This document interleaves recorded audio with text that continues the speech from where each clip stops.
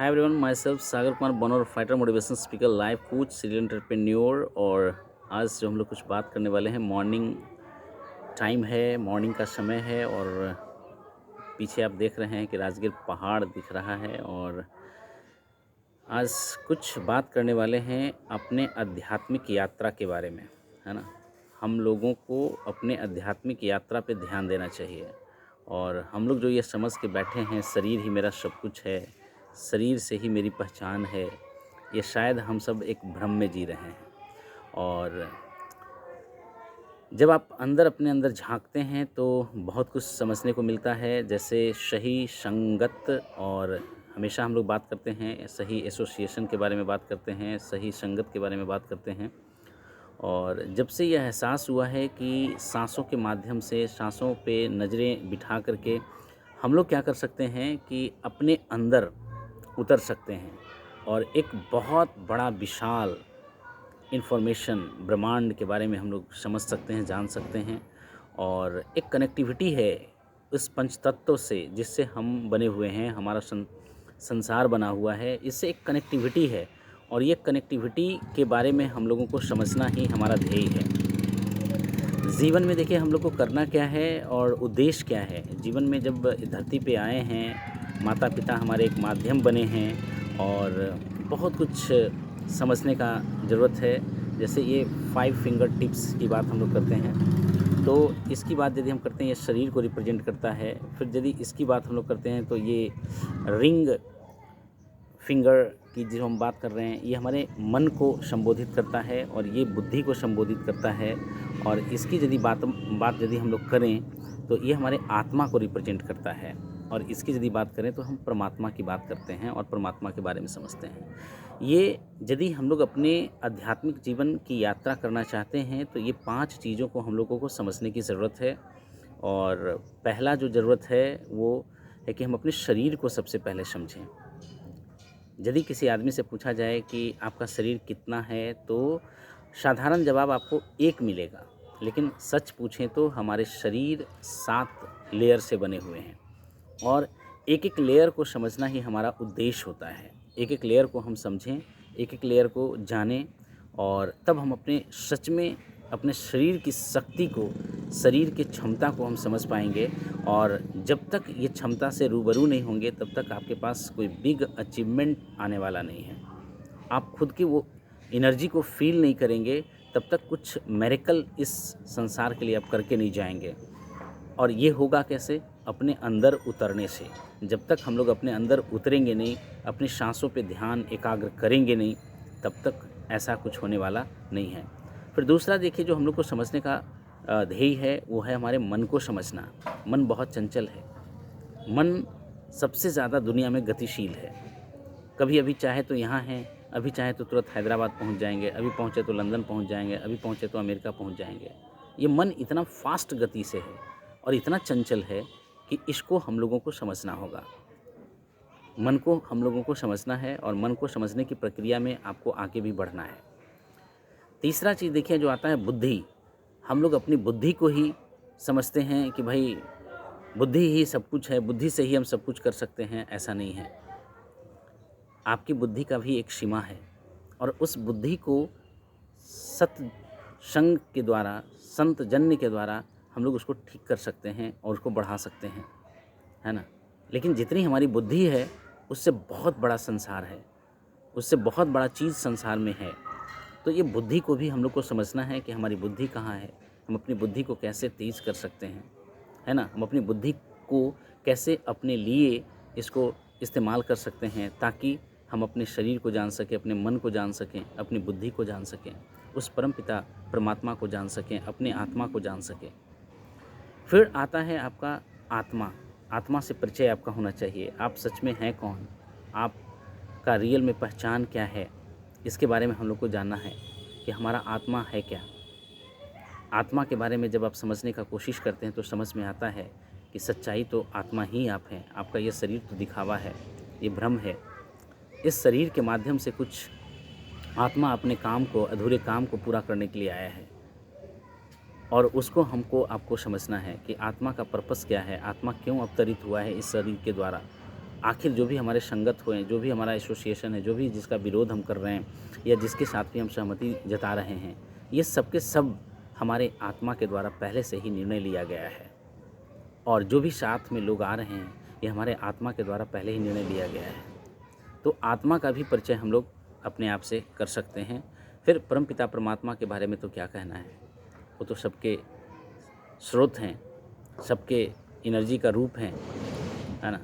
उस पे तो भाई लोग चर्चा करते करते थक जाते हैं, लेकिन आज भी उनके बारे में कोई पूर्ण जानकारी नहीं दे सका है ना। जो भी हम लोग बोलेंगे वो बहुत कम ही होगा उस परमपिता परमात्मा के लिए। तो फ्रेंड्स, जहाँ तक अभी जागृति हम लोगों के अंदर आया है, हम लोगों को ये समझना है कि अपने शरीर को समझें, शरीर की क्रियाओं को समझें, शरीर को एक मंदिर का रूप समझें, है ना। मन को समझना है, मन को कंट्रोल नहीं करना है, मन को समझना है। मन को दबाना नहीं है, मन को समझना है।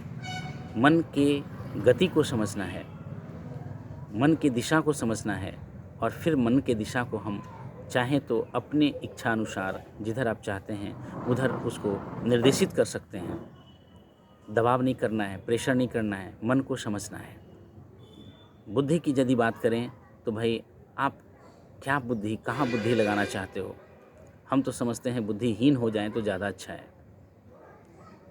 बुद्धि रहे ना तो ज़्यादा अच्छा है, क्योंकि ये बुद्धि हम लोगों को उड़ने नहीं देगा, मुक्ति पाने नहीं देगा।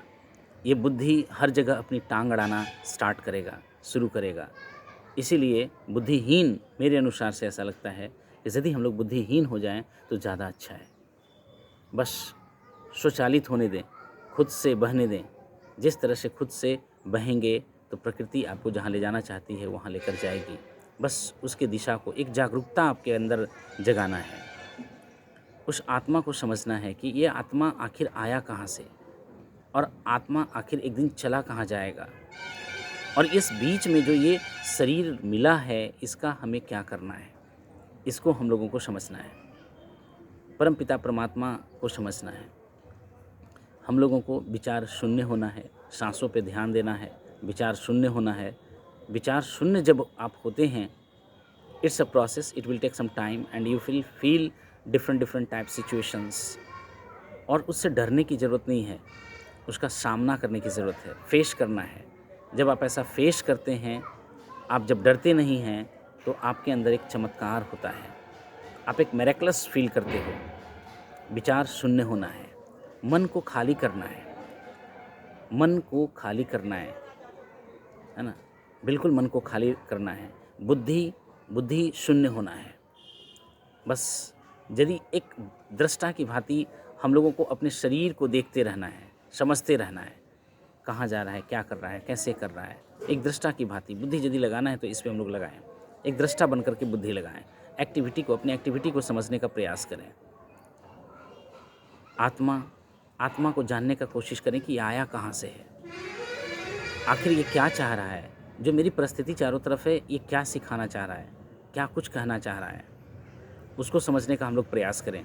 आत्मा को समझने का प्रयास करें कि आखिर ये कहाँ से आया है, आखिर जिस घर में मैं जन्मा हूँ इसका वजह क्या है, आखिर मेरे माता पिता के रूप में जो हैं वो क्यों हैं, जिस सोसाइटी में मैं जन्मा हूँ आखिर यहाँ जन्म लेने के पीछे उद्देश्य क्या है ना। एक जवाब मिलेगा जब आप ध्यान में उतरते हैं, तो इन सारे प्रश्नों का जवाब आपको मिलेगा। और भी आपके मन में प्रश्न हो सकते हैं पास्ट के बारे में, पिछले जन्मों के बारे में, और ये सारे का जवाब आपको मिलेगा। फिर अभी के बारे में सोचना है, फिर आपका मकसद क्या है इसके बारे में सोचना है कि आखिर आपका ये जन्म हुआ क्यों है, आप आखिर इस धरती पे आए क्यों हैं। कुछ तो मकसद रहा होगा, कुछ तो अधूरे काम रहे होंगे, उसे पूरा करना है।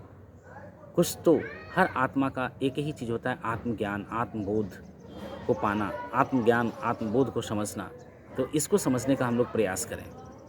और अगली यदि बात हम लोग करें तो आत्मा को परमात्मा से मिलने दो ना, आत्मा को परमात्मा से मिलने दो ना, आत्मा से परमात्मा के बीच में दूरी को ख़त्म कर दो ना। जब ऐसा कर देते हैं तो आप जीवन में बहुत आगे बढ़ पाते हैं। तो यदि अभी फिंगर टिप की बात कर रहे थे, तो इस तरह से हम लोग यदि बात करते हैं, देखिए शरीर, मन, बुद्धि को एक तरफ रहने दें, और ये जो बात हम लोग कर रहे हैं आत्मा को परमात्मा से जिससे मिलाने की बात कर रहे हैं, तो आप पुनर्जन्म लेने से, बार-बार जन्म लेने से मुक्त हो जाते हैं। लेकिन आपकी यात्रा कहाँ तक सीमित है, कहाँ तक की आपकी यात्रा अभी कर पाए हैं, इस आत्मबोध को कहाँ तक आप जान पाए हैं, इसको समझना ज़रूरी है। जो भी आपने आत्मा के द्वारा कर्म किया है, वो कर्म आपके साथ है, वो एनलाइटमेंट आपके साथ है और उससे मुक्त होना है, शुद्ध होना है। जब एक शुद्ध आत्मा आप हो जाते हैं, तो आपकी परमात्मा से मिलन हो जाता है और उस समय आप अपने आप को महसूस कर पाते हैं कि सच में मैं ईश्वर हूँ, सच में मैं ईश्वर हूँ।